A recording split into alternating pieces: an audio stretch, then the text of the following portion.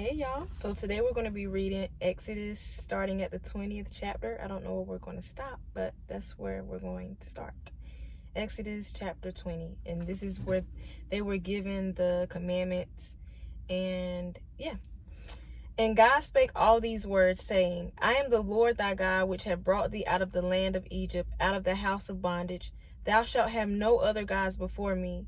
Thou shalt not make unto thee any graven image, or any likeness of anything that is in heaven above, or that is in the earth beneath, or that is in the water under the earth. Thou shalt not bow down thyself to them, nor serve them. For I, the Lord thy God, am a jealous God, visiting the iniquity of the fathers upon the children, unto the third and fourth generation of them that hate me, and showing mercy unto thousands of them that love me, and keep my commandments. Thou shalt not take the name of the Lord thy God in vain, for the Lord will not hold him guiltless that taketh his name in vain. Remember the Sabbath day to keep it holy. 6 days shalt thou labor and do all thy work, but the seventh day is the Sabbath of the Lord thy God. In it thou shalt not do any work, thou, nor thy son, nor thy daughter, thy manservant, nor thy maidservant, nor thy cattle, nor thy stranger that is within thy gates. For in 6 days the Lord made heaven and earth, the sea and all that is in them, and rested the seventh day. Wherefore the Lord blessed the Sabbath day and hallowed it. Honor thy father and thy mother, that thy days may be long upon the land which the Lord thy God giveth thee. Thou shalt not kill, thou shalt not commit adultery, thou shalt not steal, thou shalt not bear false witness against thy neighbor. Thou shalt not covet thy neighbor's house, thou shalt not covet thy neighbor's wife, nor his manservant, nor his maidservant, nor his ox, nor his ass, nor anything that is thy neighbor's. And all the people saw the thunderings and the lightnings and the noise of the trumpet and the mountain smoking. And when the people saw it, they removed and stood afar off. And they said unto Moses, Speak thou with us, and we will hear. But let not God speak with us, lest we die. And Moses said unto the people, Fear not, for God is come to prove you, that his fear may be before your face, that ye sin not. And the people stood afar off, and Moses drew near unto the thick darkness where God was. And the Lord said unto Moses, Thus thou shalt say unto the children of Israel, Ye have seen that I have taught with you from heaven. Ye shall not make with me gods of silver, neither shall ye make unto you gods of gold. An altar of earth thou shalt make unto me, and shalt sacrifice thereon thy burnt offerings, and thy peace offerings, thy sheep, and thine oxen. In all places where I record my name, I will come unto thee, and I will bless thee. And if thou wilt make me an altar of stone, thou shalt not build it of hewn stone. For if thou lift up thy tool upon it, thou hast polluted it. Neither shalt thou go up by steps unto mine altar, that thy nakedness be not discovered thereon. So in this chapter, we just see God is so holy. 21. Now these are the judgments which thou shalt set before them. If thou buy a Hebrew servant, 6 years he shall serve, and in the seventh he shall go out free for nothing. If he came in by himself, he shall go out by himself. If he were married, then his wife shall go out with him. If his master have given him a wife, and she have borne him sons or daughters, the wife and her children shall be her master's, and he shall go out by himself. And if the servant shall plainly say, I love my master, my wife, and my children, I will not go out free. Then his master shall bring him unto the judges. He shall also bring him to the door or unto the doorpost, and his master shall bore his ear through with an awl, and he shall serve him forever. And if a man sell his daughter to be a maidservant, she shall not go out as the men servants do. If she please not her master who hath betrothed her to himself, then shall he let her be redeemed. To sell her into a strange nation he shall have no power, seeing he hath dealt deceitfully with her. And if he have betrothed her unto his son, he shall deal with her after the manner of daughters. If he take him another wife, her food, her raiment, and her duty of marriage shall he not diminish. And if he do not these three unto her, then shall she go out free without money. He that smiteth a man so that he die shall be surely put to death. And if a man lie not in wait, but God deliver him into his hand, then I will appoint thee a place whither he shall flee. But if a man come presumptuously upon his neighbor to slay him with guile, thou shalt take him from mine altar, that he may die. And he that smiteth his father or his mother shall be surely put to death. And he that stealeth a man and selleth him, or if he be found in his hand, he shall surely be put to death. And so here we see even in verse 16 that there was a difference between somebody being stolen against their own will and somebody willfully becoming a maidservant because maybe their parents, told them to go do that. or just becoming a servant, because they were going to be able to experience blessings by being a servant in that particular household. And he that curseth his father or his mother shall surely be put to death. And if men strive together, and one smite another with a stone or with his fist, and he die not, but keepeth his bed, if he rise again and walk abroad upon his staff, then shall he that smote him be quit. Only he shall pay for the loss of his time, and shall cause him to be thoroughly healed. And if a man smite his servant or his maid with a rod, and he die under his hand, he shall be surely punished. Notwithstanding, if he continue a day or two, he shall not be punished, for he is his money.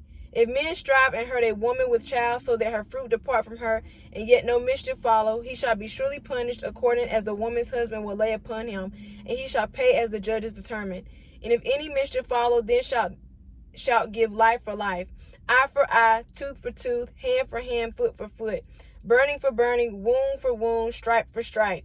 And see, a lot of times, just to put a pause right here, a lot of times people that are still trying to keep the law don't realize that this is a part of the law too. And if a man smite the eye of his servant or the eye of his maid, that it perish, he shall let him go free for his eye's sake.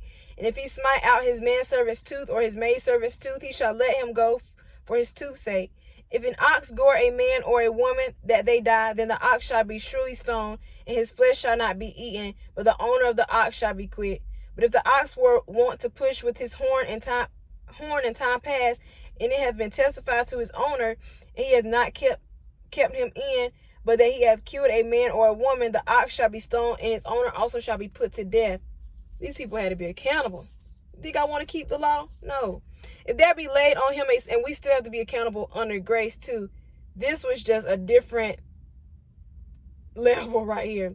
If there be laid on him a sum of money, then he shall give for the ransom of his life whatsoever is laid upon him, whether he have gored a son or have gored a daughter, according to this judgment shall it be done unto him. If the ox shall push a manservant or a maidservant, he shall give unto their master 30 shekels of silver, and the ox shall be stoned. And if a man shall open a pit, or if a man shall dig a pit and not cover it, an ox or an ass fall therein, the owner of the pit shall make it good and give money unto the owner of them, and the dead beast shall be his. And if one man's ox hurt another's that he die, then they shall sell the live ox and divide the money of it, and the dead ox also shall they divide. Or if it be known that the ox hath used to push in time past, and his owner hath not kept him in, he shall surely pay ox for ox, and the dead shall be his own. If a man shall steal an ox or a sheep and kill it or sell it, he shall restore 5 oxen for an ox, and 4 sheep for a sheep. If a thief be found breaking up and be smitten that he die, there shall no blood be shed for him. And if the sun be risen upon him, there shall be blood shed for him, for he should make full restitution if he have nothing. Then he shall be sold for his theft. And so we see, let me go back. 2 says, if a thief be found breaking up, he be smitten that he die, there shall no blood be shed for him. Verse 3, if the sun be risen upon him, there shall be blood shed for him, for he should make full restitution. If he have nothing, then he shall be sold for his theft. And so we see that some people they end up being sold because of the decisions that they made. If the theft be certainly found in his hand alive, whether it be ox or ass or sheep, he shall restore double. If a man shall cause a field or vineyard to be eaten, and shall put in his beast, and shall feed in another man's field of the beast of his own field, and of the beast of his own vineyard, shall he make restitution. If fire break out and catch in thorns, so that the stacks of corn or the standing corn of the field be consumed therewith, he that kindled the fire shall surely make restitution. If a man shall deliver unto his neighbor money or stuff to keep, and it be stolen out of the man's house, if the thief be found, let him pay double. If the thief be not found, then the master of the house shall be brought unto the judges to see whether he have put his hand into his neighbor's goods. For all manner of trespass, whether it be for ox, for ass, for sheep, for raiment, or for any manner of lost thing, which another challengeth to be his, the cause of both parties shall come before the judges, and whom the judges shall condemn, he shall pay double unto his neighbor.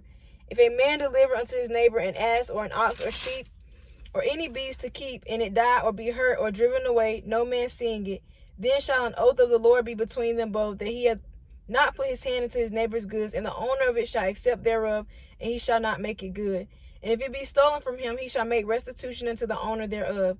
If it be torn in pieces, then let him bring it for witness, and he shall not make good that which was torn. And if a man borrow aught of his neighbor, and it be hurt or die, the owner thereof shall not be with it, he shall surely make it good.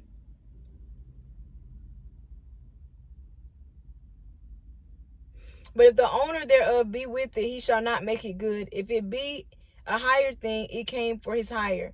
If a man entice a maid that is not betrothed, and lie with her, he shall surely endow her to be his wife.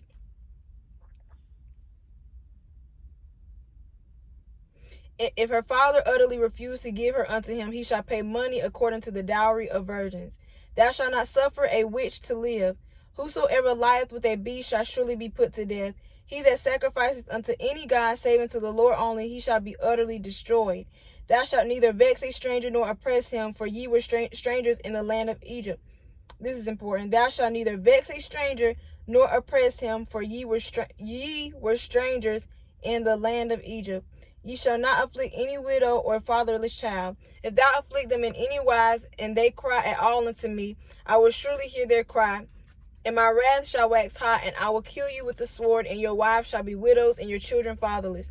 If thou lend money to any of my people that is poor by thee, thou shalt not be to him as a usurer, neither shalt thou lay upon him usury.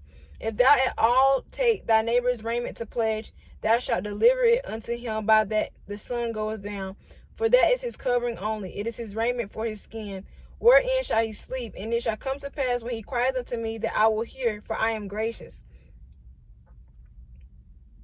Thou shalt not revile the gods, nor curse the ruler of thy people.